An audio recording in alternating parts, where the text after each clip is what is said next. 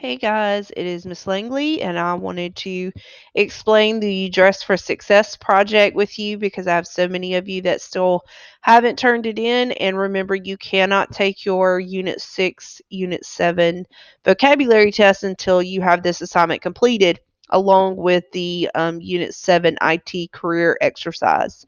So I wanted to explain it to you so you can get it completed. So first off, you'll be creating a PowerPoint presentation, and you're going to tell me the dress requirements for interviewing. And there's some things that you need to include on that PowerPoint. So the main content of what should be on your PowerPoint is you're going to include details for professional and business casual attire for both female and males. So you're going to tell me what it means for business professional for female and male, and business casual for female and male. You also should include pictures to help me understand. So I want to see pictures of both. So that should be 4 pictures that you should include on those few slides.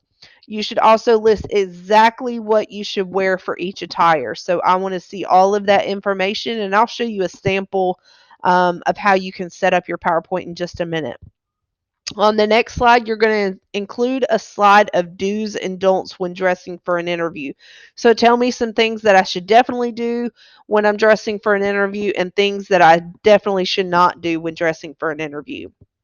Um, then the next slide should include a bulleted list with a minimum of 5 points. Here is where you would find your bullets. It's in the same exact spot in your PowerPoint. So you can find it right there in the middle. That is where you will get bullets from. And tell me why it's important to dress appropriately for an interview. So why should I make sure that I'm dressing the way I should for an interview? So minimum of 5 reasons. You can use your favorite search engine to find your information. You can use Google, you can use Yahoo, you can use Bing, whichever search engine you prefer. That is where you should go to start looking for this information. And then your final slide should be a slide that includes at least 2 websites that you use to find your information. And then down below that, I have listed your rubric so you can see exactly how I'll be grading you.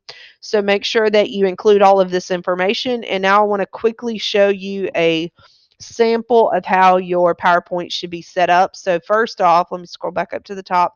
You want to have a title slide with like dress for success or dressing for an interview, whatever type of title you want to come up with, put your name there. Then you can see I have business professional for a male. You want to add your details, add your picture. Then here is the information for female. Add your details, add your picture. Here's business casual, male, add your details, add a picture. And then also for female, add your details, add your picture. So you have 4 slides, or you can do male and female on the same slide if you have room. Don't cram everything on one slide, but if you have room, you can combine these 2 slides, putting male and female on the same slide. That's up to you. So after you have told me business professional and business casual for both female and male, then you're going to tell me some do's and don'ts for dressing for an interview. So add your do's on one side, add your don'ts on another. And then you have your reasons why it's important to dress appropriately. Remember, you must use a bulleted list. You must have at least 5 reasons.